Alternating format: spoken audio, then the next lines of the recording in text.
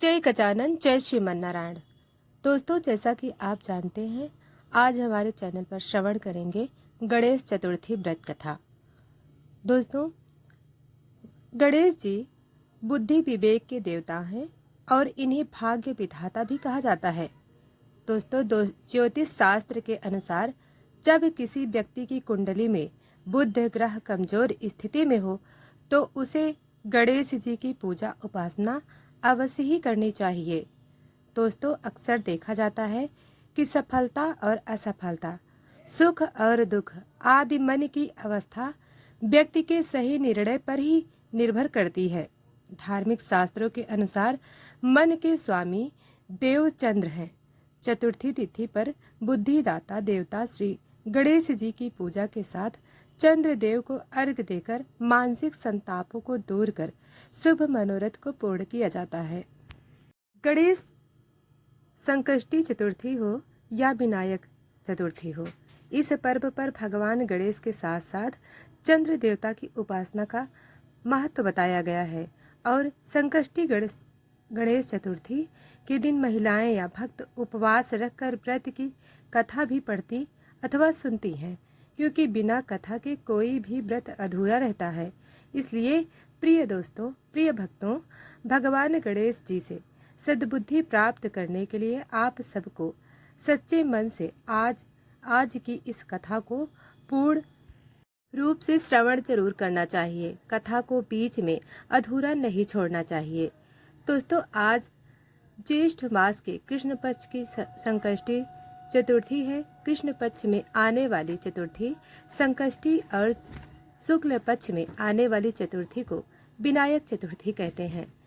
इस बार 16 मई दिन शुक्रवार को एक दंत संकष्टी चतुर्थी का व्रत रहेगा और इस दिन चंद्रोदय रात 10:29 पर होगा। चंद्रदित को अर्घ्य देकर ही व्रत पूर्ण माना जाता है। प्रिय भक्तों, आइए हम सब भगवान गणेश जी को प्रणाम करके उनका आशीर्वाद लेकर गणेश संकष्टी चतुर्थी व्रत की कथा को श्रवण करें। विघ्नहर्ता गजानन, आप सूर्य के समान तेजस्वी विशाल रूप धारी है, करुणामय है।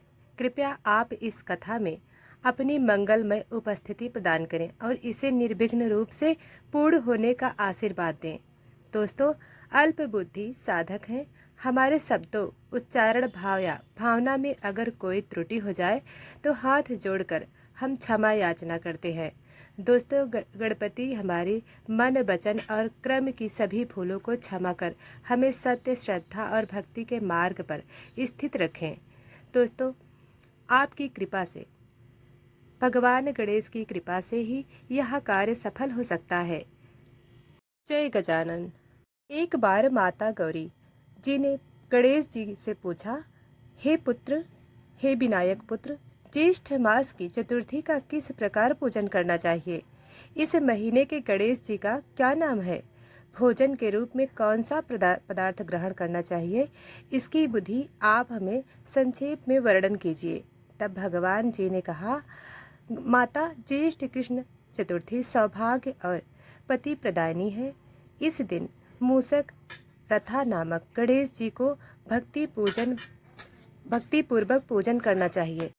इस दिन घी निर्मित भोज्य पदार्थ अर्थात हलवा, लड्डू, पूड़ी, मेवा, मिश्री आदि बनाकर गणेश जी को समर्पित करें। माते, द्वापर युग में राजा युधिष्ठिर ने इस प्रश्न को भगवान श्री कृष्ण से पूछा था और उसके उत्तर में जो कुछ भी भगवान कृष्ण ने कहा, मैं उसी इतिहास को वर्णन करता हूँ, आपको सुनाता हूँ। आप श्रद्धा युक्त होकर उस कथा को सुनिए। भगवान श्री कृष्ण ने कहा, हे राजा युधिष्ठिर, इस कल्याणदात्री चतुर्थी का जिसने व्रत किया और उसे जो फल प्राप्त हुआ, मैं उस पूर्वकालीन इतिहास का वर्णन करता हूँ, उसे सुनिए। सतयुग में सौयज्ञ करने वाले एक दशरथ नामक राजा हुए। उनके राज्य में दीनानाथ नामक एक ब्राह्मण रहते थे। वेदों में निशानाथ उनके 4 पुत्र थे। पिता ने अपने पुत्रों का विवाह गृह सूत्र के वैदिक विधान से कर दिया। उन चारों बहुओं में बड़ी बहू अपनी सास से एक दिन कहने लगी, हे सासू, मैं बचपन से ही संकट नाशक गणेश चतुर्थी का व्रत करती आई हूँ। मैंने अपने पिता के घर भी इस शुभदायक व्रत को किया है। अतः हे माते, आप मुझे यहाँ व्रत अनुष्ठान करने की अर्थात व्रत रखने की अनुमति प्रदान करें। पुत्र वधू की बात सुनकर उसके सास ने कहा, बहू, तुम सभी बहुओं में श्रेष्ठ और बड़ी हो। तुम्हें किस प्रकार का कोई कष्ट नहीं है और ना ही तुम भिक्षुणी हो। अभी तुम्हारा समय उपभोग करने का है और यह गणेश जी कौन है? फिर तुम्हें भला उपवास करने की क्या आवश्यकता है? कुछ समय के बाद बड़ी बहू गर्भवती हो गई। 10 महीने के बाद उसने एक सुंदर तेजस्वी पुत्र को जन्म दिया। उसकी सास बार बार बहू को व्रत करने से मना करती रही। बहू ने अपने सास ससुर जी से व्रत करने का कई बार अनुरोध किया, लेकिन उन दोनों ने व्रत छोड़ने के लिए बहू को बाध्य कर दिया। समय बीतता गया। बहू का पुत्र विवाह योग्य हो गया, किंतु व्रत भंग होने के कारण गणेश जी क्रोधित हो गए और उसके पुत्र के विवाह समय में वर वधू के सुमंगली के समय उसके पुत्र का अपहरण कर लिया गया।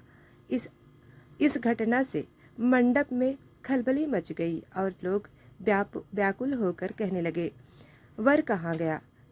किसने अपहरण कर लिया? बारातियों द्वारा ऐसा समाचार पाकर उसकी माता अपने ससुर घनश्याम से रो रो कर कहने लगी, ससुर जी, आपने मेरे गणेश चतुर्थी व्रत को छुड़वा दिया है, जिसके परिणाम स्वरूप ही मेरा पुत्र गायब हो गया है।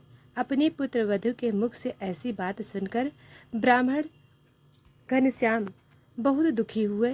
फिर घनश्याम ब्राह्मण ने अपनी पुत्र वधू को संकट नाशक गणेश चतुर्थी का व्रत करने की अनुमति दी।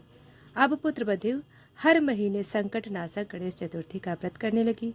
इसके बाद समय बीतता गया। जिस कन्या से उसके पुत्र का विवाह होने वाला था, उस कन्या के घर एक वेदज्ञ और दुर्बल ब्राह्मण भिक्षा के लिए गया। ब्राह्मण ने कहा, हे बेटी, आज मुझे भिक्षा में इतना भोजन दो कि मेरी भूख शांत हो जाए। उस ब्राह्मण की बात सुनकर धर्मपरायण कन्या ने उस ब्राह्मण का विधि पूर्वक पूजन किया। भक्ति पूर्वक भोजन कराने के बाद उसने ब्राह्मण को वस्त्र आदि दिए। कन्या की सेवा से अत्यंत संतुष्ट होकर ब्राह्मण कहने लगे, कल्याणी, हम तुम पर प्रसन्न हैं। तुम अपनी इच्छा के अनुकूल मुझसे वर प्राप्त करो। मैं ब्राह्मण भेष में गणेश हूँ और तुम्हारी भक्ति के कारण ही यहाँ आया हूँ। ब्राह्मण की बात सुनकर कन्या हाथ जोड़कर कहने लगी, हे विघ्नेश्वर, यदि आप प्रसन्न हैं तो मुझे मेरे पति के दर्शन करा दीजिए। कन्या की बात सुनकर गणेश जी ने उससे कहा, हे सुंदर विचार वाली, जो तुम चाहती हो वही होगा। तुम्हारा पति शीघ्र ही आएगा। कन्या को इस प्रकार का वरदान देकर गणेश जी वहीं से अंतर ध्यान हो गए। उसी समय की बात है कि राज शर्मा नामक ब्राह्मण वन में से उस ब्राह्मण के बालक को नगर में ले आए। अपने पौत्रों को देखकर ब्राह्मण बहुत प्रसन्न हुए।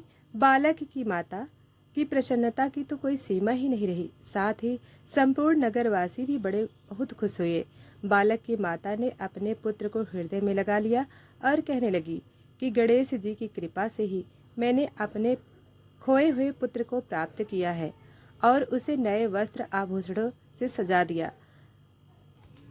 दीनानाथ ब्राह्मण तो बार बार दशरथ नामक राजा को प्रणाम करके कहने लगे, हे द्विजराज, आपकी कृपा से मैंने खोए हुए पुत्र को प्राप्त किया है।